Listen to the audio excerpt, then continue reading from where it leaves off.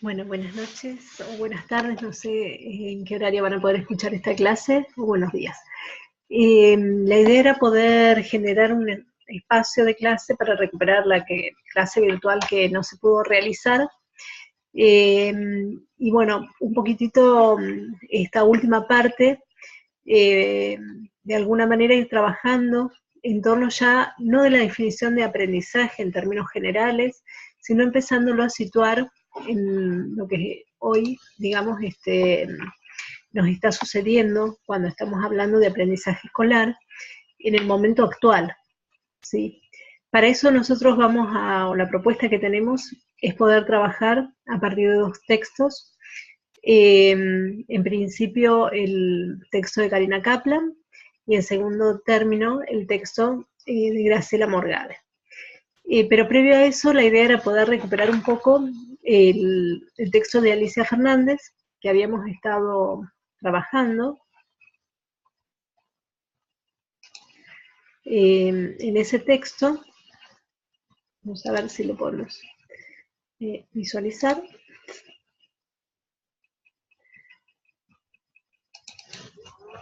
Bien.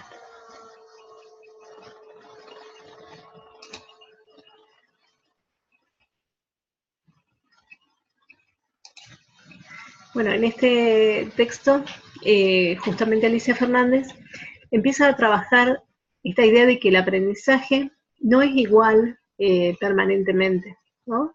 Sino que hay distintas formas, hay distintas modalidades de aprender. Para ello, ella va trabajando con este ejemplo del niño que quiere poder obtener un juguete, y cómo en general el entorno suele reaccionar y de alguna manera va generando justamente esta forma o esta modalidad en la cual el sujeto no solamente aprende, sino que se va vinculando con el mundo y empieza a construir una modalidad de aprendizaje.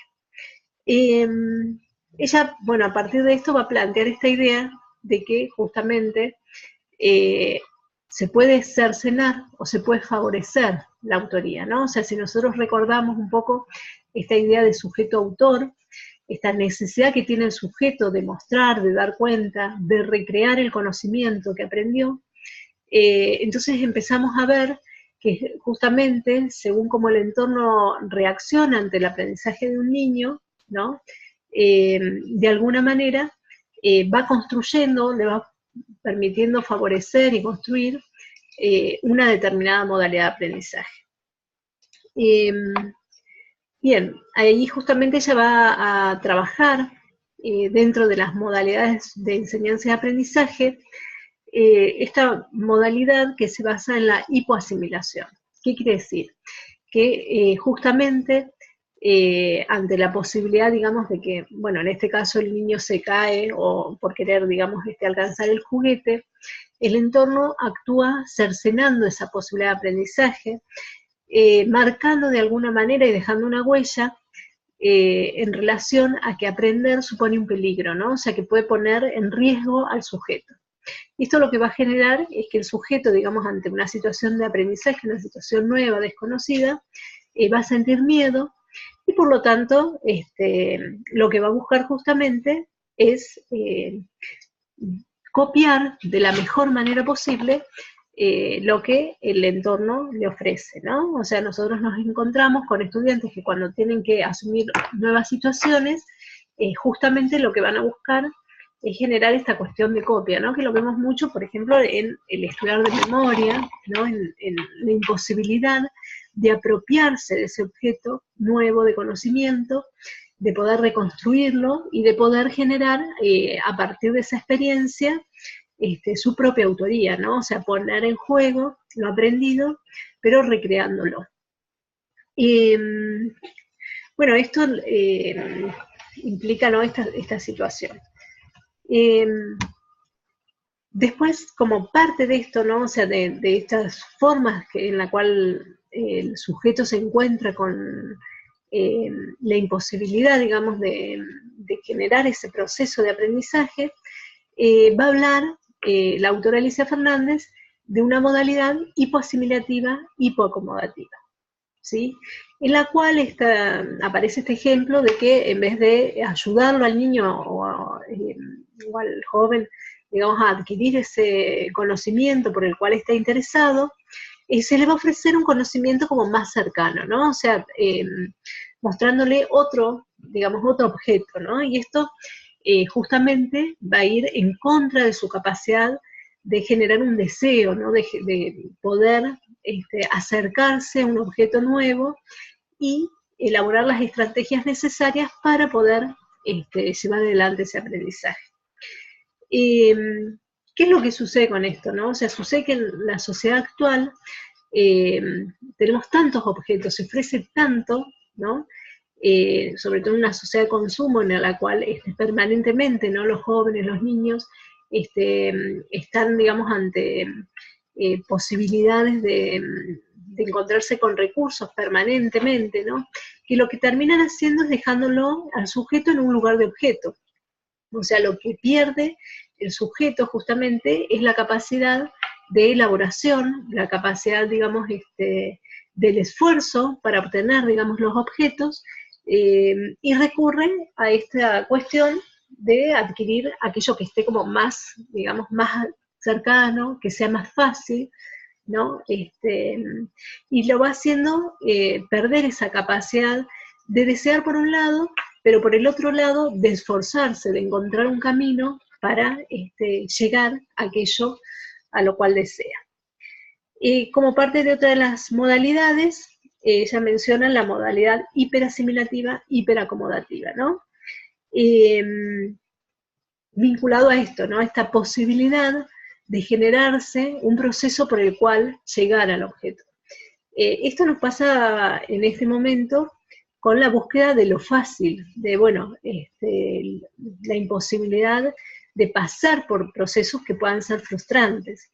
Entonces también es necesario, al momento de poder generar un proceso de aprendizaje, que aparezca el esfuerzo, ¿no? El sujeto que se esfuerza para poder conseguir algo. Porque si no, lo que termina justamente es dañando esa capacidad de creación, de autoría, y por lo tanto de esfuerzo del sujeto, teniendo que poner algo de sí para poder aprender.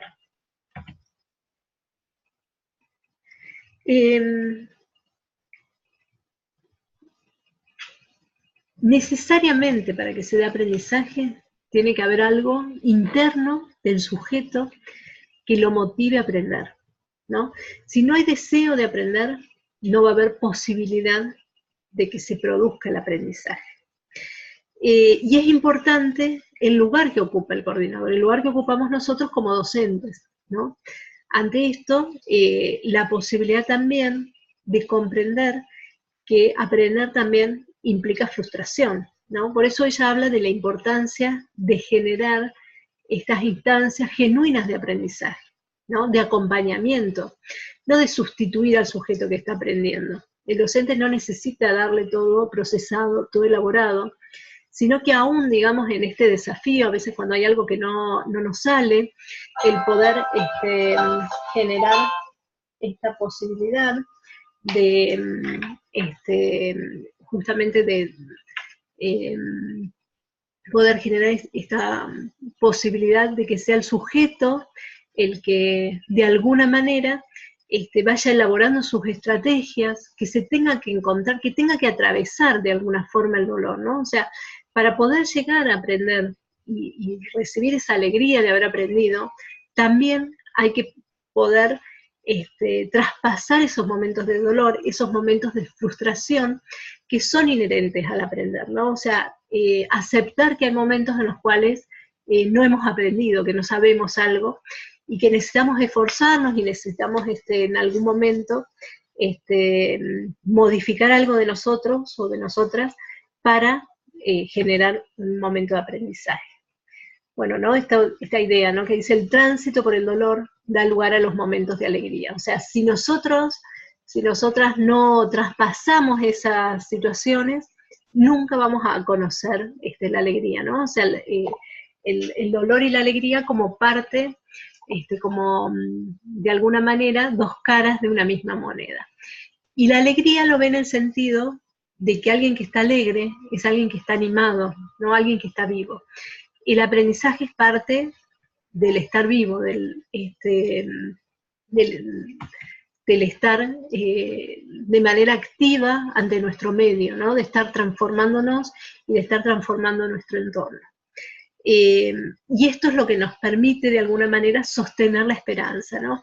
Trabaja mucho la autora, y que es muy interesante, justamente qué es lo que nos sucede en la sociedad actual. En la sociedad actual prima en este momento es la desesperanza, ¿no? Esta idea de que viene un futuro que no va a traer las mejores condiciones, estamos nuevamente atravesadas por una crisis económica, y esto genera mucho desaliento ante la posibilidad de pensar en el futuro, sobre todo para los jóvenes y las jóvenes. Pero bueno, cuando estamos planteando la idea de aprender en nuestra sociedad, lo tenemos que plantear con esta situación de que necesitamos recuperar la esperanza, ¿no? La esperanza como una condición necesaria del aprendizaje. Bien. Justamente, y apuntando a esto, a poder pensar los aprendizajes,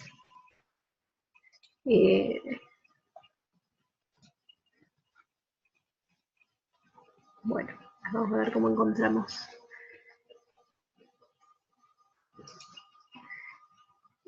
Justamente intentando recuperar esta idea de que el aprendizaje no es un aprendizaje descontextualizado, sino que se da en un determinado momento. Es que en esta última parte del cursado de aprendizaje planteamos con los docentes que empezamos a elaborar este programa la posibilidad de incorporar justamente la necesidad de aprender a convivir en una sociedad democrática. Nos encontramos en una situación compleja cuando miramos a las escuelas, porque sabemos que las escuelas hoy están atravesadas por las desigualdades sociales, por las desigualdades étnicas y también por las desigualdades de género. Es por eso que en esta última parte del cursado, la propuesta era poder, de alguna manera, pensar ese espacio escolar, ese espacio que es diverso, pero que también es desigual, y que la escuela de alguna forma puede contribuir para revertir estas desigualdades de tipos sociales, ¿no? En principio, empezando a mirar la propia matriz que tiene la escuela, que es una matriz que se sostiene, digamos, justamente desde una idea de normalidad, ¿no? En la cual, digamos, lo diverso, lo que es diferente, en general ha sido excluido durante mucho tiempo, ¿no? En la historia del sistema educativo argentino. Entonces, poder pensar a la escuela como una posibilidad que dé posibilidades de inclusión desde la diversidad cultural, social, pero también que esta idea de diversidad no nos confunda con aquellas situaciones de injusticia social que nos están atravesando, ¿no? Entonces, cuando plantea la autora Karina Kaplan poder mirar el espacio escolar, implica mirar también las condiciones, ¿no? Porque esto es uno de los ejes que nosotros hemos trabajado a partir de lo que han relevado ustedes como docentes, que se encuentran en escuelas que están atravesadas por situaciones de mucha desigualdad social. Y pensar hoy el espacio escolar para contribuir a la democratización de la sociedad implica poder también pensar justamente que las escuelas requieren de condiciones dignas, ¿no? De condiciones dignas en cuanto a lo edilicio, de condiciones de vida dignas y de acceso real de los derechos sociales, ¿no? De parte del estudiantado, derechos como la posibilidad de tener acceso, digamos, a una alimentación adecuada, vivir en condiciones dignas en cuanto a su vivienda, ¿no? Entonces estas situaciones que hoy están atravesando el espacio escolar necesitan dejar de ser ocultadas y poder ponerlas, digamos, en los debates como las condiciones necesarias para llevar adelante el aprendizaje. Pero también, además del acceso, ¿no?, a los derechos y de la necesidad de que se generen políticas públicas en relación a la garantía de los derechos sociales, también es importante lo que hace la escuela ante esto, ¿no? Porque justamente el discurso escolar durante mucho tiempo, y lamentablemente aún todavía en algunos casos sigue estando vigente, tiene una mirada de desvalorización hacia aquellos sectores que por distintas situaciones y por distintas circunstancias se encuentran en una situación de mayor vulneración. Entonces ella va retomando ahí justamente esta idea de qué mirada tenemos de los jóvenes que provienen de los sectores populares, cuál es la mirada que tenemos los docentes, digamos, ante estos jóvenes que se encontrarían, ¿no? Ella dice, en situación de riesgo social, de quedar excluidos, de no poder acceder al mundo del trabajo, de quedar por fuera del mundo de la escuela. ¿Cuál es la mirada que tenemos, digamos, hacia la juventud en general, y en particular hacia los sectores que hoy están sufriendo mayor vulneración social? Estos sectores que pasan, digamos, de estar en riesgo a ser considerados peligrosos, ¿no? Por una ideología hegemónica y dominante. Entonces, pensar cómo la escuela puede fortalecer también la propia mirada de los jóvenes hacia sí mismos y la posibilidad de empezar a construir un futuro diferente, ¿no? En esto también aborda la cuestión étnica, que es central, porque nosotros nos encontramos con olas de inmigrantes de distintos países, de países limítrofes, y lamentablemente circula dentro de las escuelas situaciones de mucha discriminación, ¿no? Hacia los sectores que provienen de otra nacionalidad. Entonces poder empezar a trabajar estas cuestiones, porque son aprendizajes que se dan dentro del ámbito escolar. Por supuesto que no desde un lugar aislado, sino por el contrario, ¿no? Fortaleciendo los proyectos también institucionales que se van dando. Y por supuesto, bueno, la cuestión de género, que para eso se ha planteado el texto de Graciela Morgade, que ella aborda este concepto de género, justamente un concepto que lo que viene es a distinguir la idea del sexo, ¿no? Que tradicionalmente se ha confundido esta idea del ser mujer, el ser varón, y el nacimiento, digamos, proveniente de un sexo, se le ha adjudicado, digamos, un rol social, ¿no? A las mujeres, que era lo permitido, a los varones, que era lo permitido, a partir de un modelo hegemónico, ¿no? En el cual solamente consideraba dos géneros, y que esto hoy se ha cuestionado en nuestra sociedad, pero que todavía, digamos, siguen circulando muchas de estas visiones que son hegemónicas, o que han sido hegemónicas durante mucho tiempo, y que siguen generando situaciones de discriminación hacia los géneros, ¿no? Sean porque sean transgéneros, porque sean mujeres, o porque están fuera, digamos, de los estereotipos que se han construido a lo largo de la historia.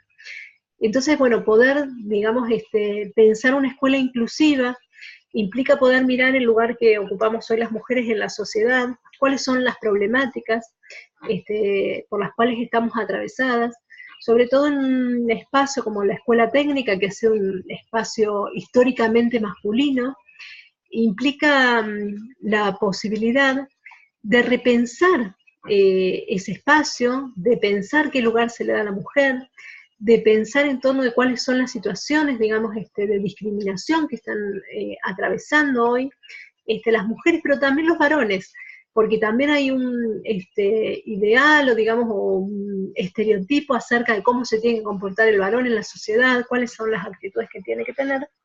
Entonces, bueno, poder pensar en torno de salir, digamos, de correrse de ese modelo hegemónico de varón dominante, ¿no? Del varón que se impone, del varón que es violento, y poder justamente empezar a pensar sobre, así como pensar un nuevo lugar para la mujer en la sociedad, también poder pensar el lugar que hoy va a ocupar el varón, ¿no? en esta sociedad.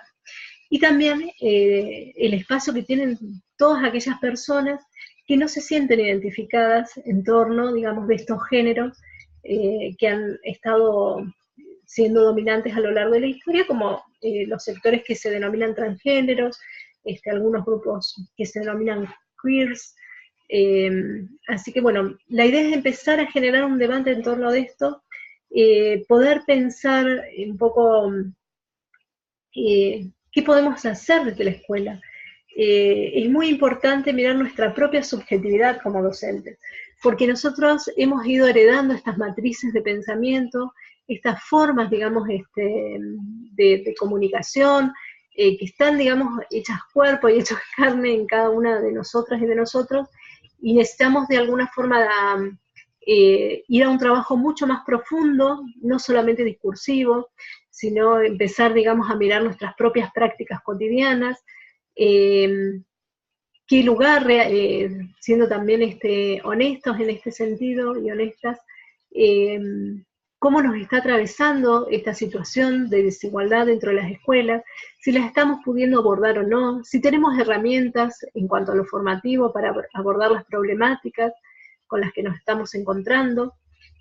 Bueno, han sido muchas las problemáticas que ustedes fueron relevando como docentes a lo largo del cursado, y es importante empezar más allá, digamos, de la cuestión de acreditación particular de uno u otro espacio, empezar a pensar propuestas, si hay situaciones que no se están pudiendo abordar, empezar a buscar redes, ¿no?, para generar, digamos, ámbitos que nos permitan un abordaje ya no tan en solitario, sino, digamos, en comunicación con otros espacios sociales, que permitan de alguna forma que estas problemáticas que nos están atravesando y que están atravesando a los jóvenes y a las jóvenes, empiecen a encontrar, digamos, un camino posible.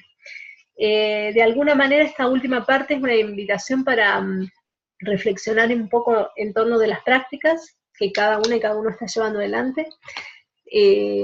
Bueno, tensionarlo, estas prácticas, con los conceptos que abordan los autores, siempre con la intención de generar una mejor situación en cuanto a las situaciones de enseñanza y aprendizaje, y contribuyendo, porque lo que no tenemos que perder de vista es que cuando estamos hablando de educación, estamos hablando justamente de la búsqueda de generar una sociedad que sea más democrática, más inclusiva.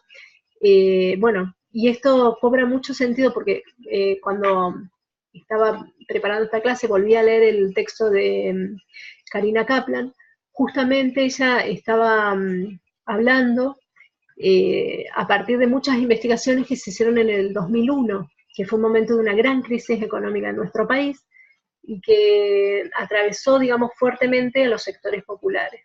Entonces hay muchos de esos estudios que hoy cobran vigencia, ¿no? Porque cuando nos encontramos ante una crisis económica, justamente son los sectores populares que se encuentran en situación de mayor vulneración, ¿no? O sea, la pérdida del empleo, bueno, esta idea de que se empieza, digamos, a generar la dificultad para poder mirar el futuro, sobre todo en el caso de ustedes que están trabajando con jóvenes y que empiezan, digamos, a pensar su perspectiva de vida, ¿no? Entonces, ¿qué puede aportar la escuela, más allá de los aprendizajes particulares de cada uno de los espacios y de la significación social que pretendemos que puedan tener esos espacios?